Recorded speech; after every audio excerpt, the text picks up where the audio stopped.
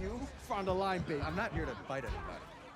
Welcome back to Movie Flix. Today we are going to recap 2021 action fantasy movie titled Shang-Chi and the Legend of Ten Rings. Martial arts master Shang-Chi confronts the past he thought he left behind when he is drawn into the web of mysterious Ten Rings organization. But before we begin, please consider subscribing to our channel. Now, without wasting any further time, let's begin, shall we? The movie begins with the mythology of Ten Rings, the mythological set of weaponry that was bestow godlike powers to the wearer.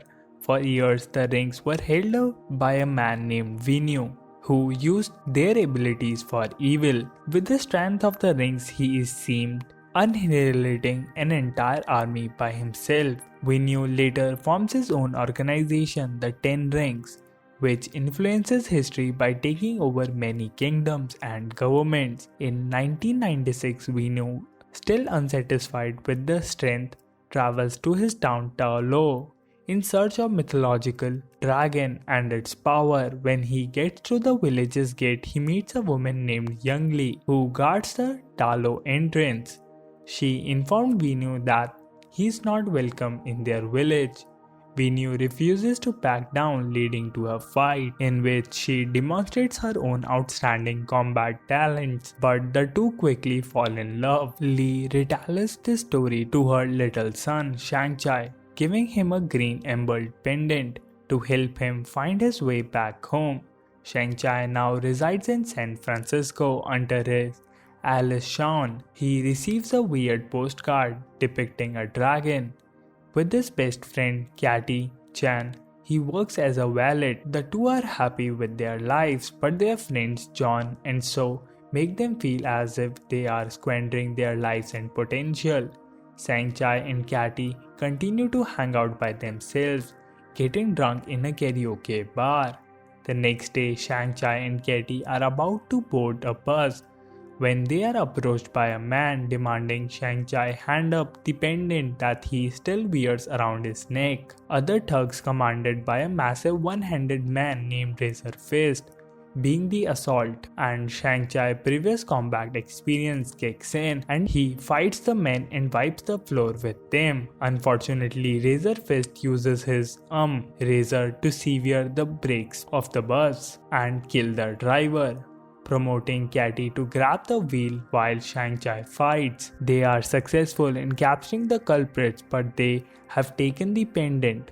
Katy begins to interrogate Shang-Chi about his true identity.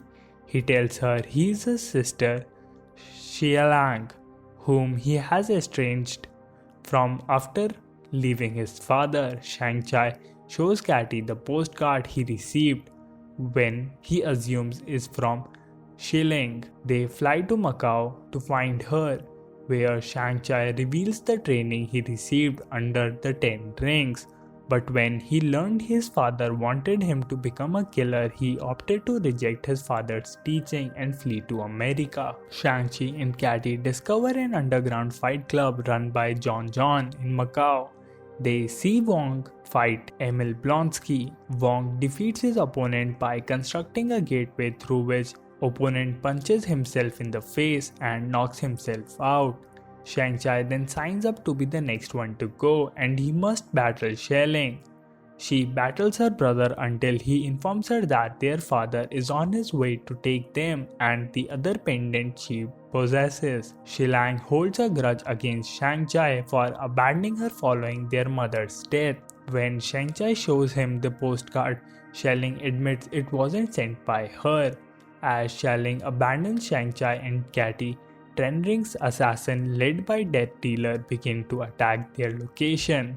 Shang-Chi defeats most of the assassins right outside the building, but Venu arrives soon after and takes Shang-Chi, Katy and Xialing with him. Everyone arrives at the Ten Rings property, where Venu prepares dinner for his children and Katy. He wants Shang-Chi to be successor to command the Ten Rings, but Shang-Chi is uninterested in his father's heritage.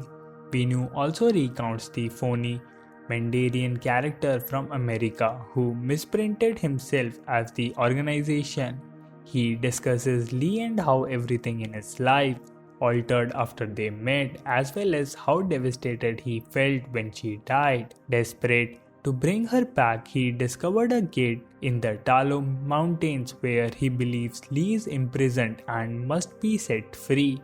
Since he claims to hear her voice calling out to him, Venu grabs Shang-Chi and Shilang's pendant to set them in the eyes of Dragon statue, activating some kind of water map allowing them to enter Talo. Shang-Chi openly complains after Venu proclaims his intentions to conquer Talo and burn it down, and his father lays him on the ground before imprisoning him. Katy and Shilang, Trevor, the former fake Mandarian who has since captured for his impression, meets the trio in imprisonment, but his only company is a fuzzy, faceless creature he calls Morris. With their assistance, the trio discovers an escape path that goes to the garage, and they steal Razor Fist's automobile to get to Talo.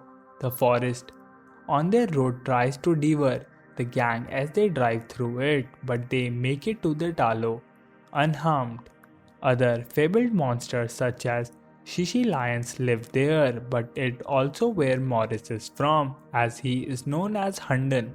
When accosted by the villagers, the gang is greeted by their leaders, Ying Nan, who was Lee's sister and the Shang-Chi and Shiling's aunt. Nan informs them that they are tasked with guarding the Dark Gate, which houses the Dweller in Darkness. It is soul-sucking demon whose army has slain many in the past. Before they could enter the outer world, the Talo warriors fought alongside the Dragon Guardian, the Great Protector, and helped confine the Dweller behind the gates. The Dweller is dumping Venu into thinking Lee's voice is calling out to him, while Katy is being trained in archery. Nan takes Shang-Chi and Shiling to see the suits with their mother made for them. Nan takes Shang-Chi to the spot to assist him refine his combat skills and train the manner his mother did, as she was the only person who could ever defeat Venu. As Venu continues his investigation into Talo, a flashback is revealed in which the Ten Rings' old foes, the Iron Gang, assaulted his compound, and while Lee fought them off, she was killed by them. Venu, enraged, took the young Shang-Chi with him and had him witness as he used the Ten Rings to slay the Iron Gang, and Shang-Chi witnessed his father's violence for the first time. Shang-Chi subsequently confides in Katy that he fears he is no different from his father and decides to kill Venu to prevent him from harming others. Soon after, Venu leads the Ten Rings into Talo, and the heroes and the villagers all gather for fight.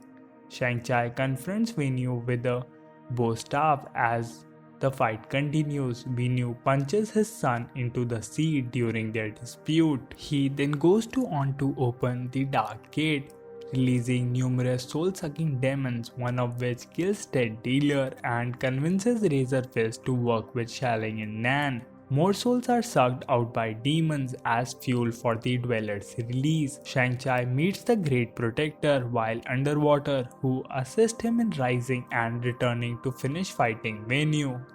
Shang-Chi manages to seize control of the rings, but he chooses not to kill Venu in order to demonstrate that he is nothing like him. Unfortunately, the Dweller has been liberated from his confinement. Venu gives his son the power of the ring shortly before the Dweller consumes his soul.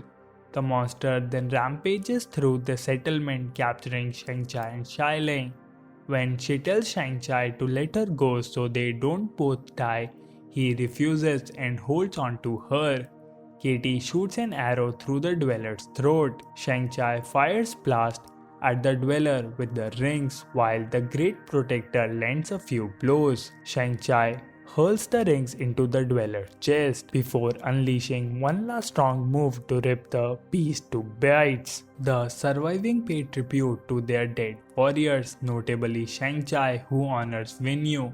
They light lanterns and cast them across the seas. Shang-Chi and Katy return home and recount their entire story to John and Sue, who Both believe they are being mocked. Then, in front of everyone, Wong opens a gateway into the bar, inviting Shang-Chi and Katie to join them in another mission. They don't spend any time and enter the portal. And this is where the movie comes to an end. I hope you enjoyed it. As always, until next time.